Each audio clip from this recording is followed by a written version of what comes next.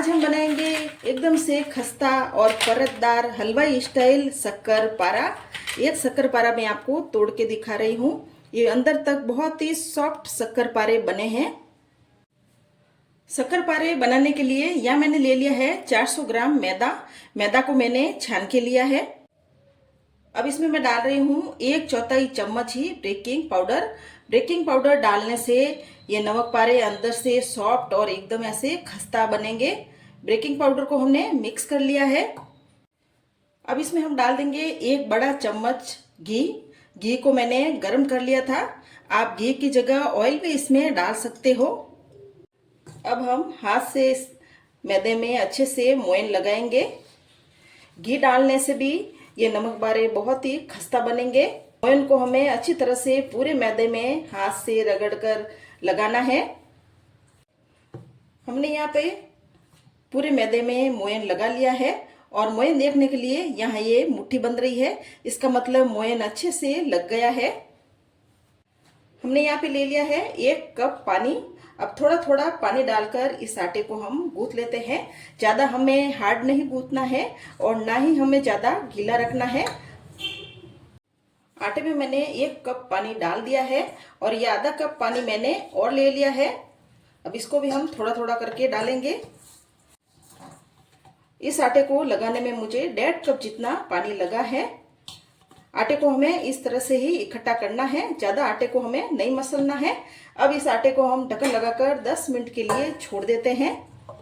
अब हम चाशनी बनाएंगे। उसके लिए मैंने यहाँ पे ले ली है कढ़ाई और इसमें मैं डाल रही हूँ 400 ग्राम चीनी।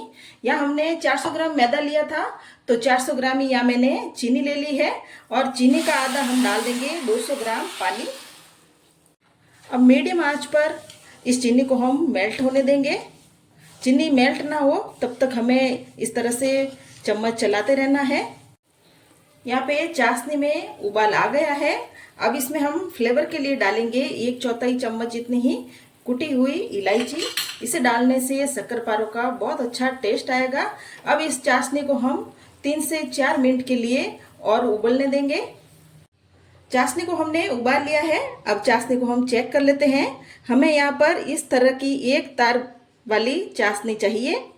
यहाँ पे 1 तार बन रहा है तो गैस को हम बंद कर लेते हैं और चाशनी को हम एक तरफ रख देते हैं। आटे को पड़े पड़े भी 10 मिनट हो गए हैं। एक बार हम आटे को देख लेते हैं और आटे को हम एक बार इस तरह से वापस थोड़ा इकट्ठा कर लेते हैं। बहुत ज़्यादा हमें आटे को यहाँ नहीं मसलना है। अब हम आटे के तोड़कर 2 भाग कर लेते हैं। एक भाग को हम ऐसे राउंड शेप में कर लेते हैं। अब इसे हाथ से दबाकर थोड़ा फैला लेते हैं और हल्के हाथ से बेलन से हम इसे बेल लेते हैं। ध्यान रहे हमें बहुत ज़्यादा पतला नहीं बेलना है, थोड़ा हमें मोटा ही रखना है। इसको हमने बेल लिया है, बस ऐसा ही बेलना है और इस तरह का इतना मोटा हमें रखना है। हमें बस इतना ही मोटा रखना है क्योंकि हम इसे फिर फ्राई करेंगे तो ये शक्करपारे और फूलेंगे। फ्राई होने के बाद और डबल हो जाएंगे। या हमें साइज का जो आगे पीछे का ये भाग है वो कट कर लेना है। कट करने के बाद इस आटे की हम वापस से एक छोटी लोई बनाएंगे। अब इसे हम इस लंबी शेप में कट कर लेते हैं। वापस हम इसे छोटे छोटे टुकड़ों में इस तरह काटेंगे।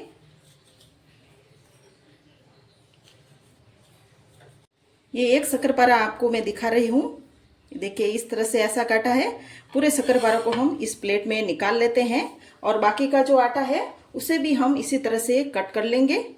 इन सबको हमने कट कर लिया है। अब इनको हम फ्राई कर लेते हैं। यह हमने तेल पहले ही गर्म होने के लिए रख दिया था। तेल को हमें बहुत ज़्यादा गर्म नहीं करना है। एक शक्करपारा हमने डाल के देख लिया है। तेल यहाँ पर हल्का हल्का गर्म है और हमें इस हल्के हल्के गर्म तेल में ही इनको फ्राई करना है और गैस को मैंने एकदम लो आंच पर कर लेना है। शक्करपारे डालने के बाद या मैंने 2 मिनट के लिए इनको छोड़ दिया है और आप देख सकते हो ये हल्के हल्के अब पक गए हैं और ऊपर की तरफ आ रहे हैं। एकदम से ऐसे ये फूलने लगे हैं। अब इनको हम वापस पलट लेते हैं एक बार। इन्हें हमें 4 से 5 बार ऐसे अलट पलट करते रहना है।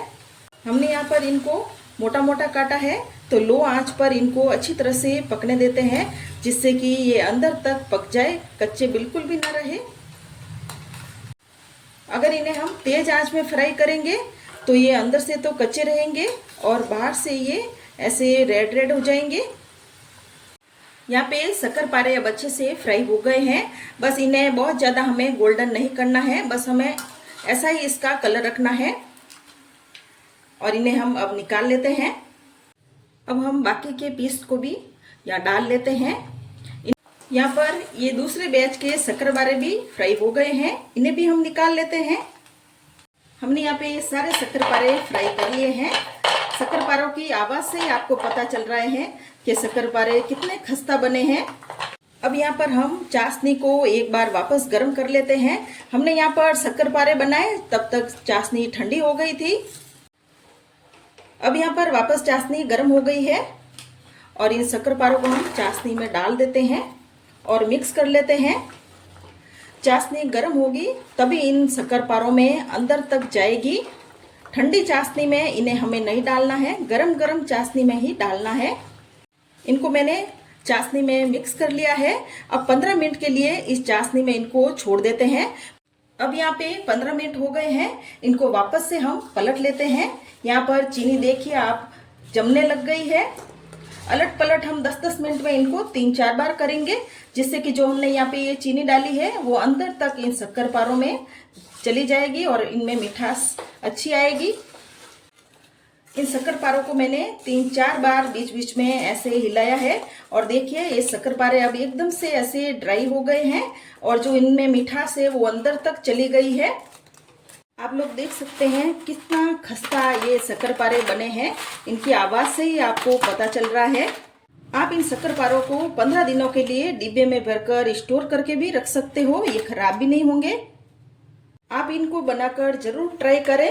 रेसिपी अच्छी लगे तो मेरे चैनल को सब्सक्राइब करें और कमेंट करें।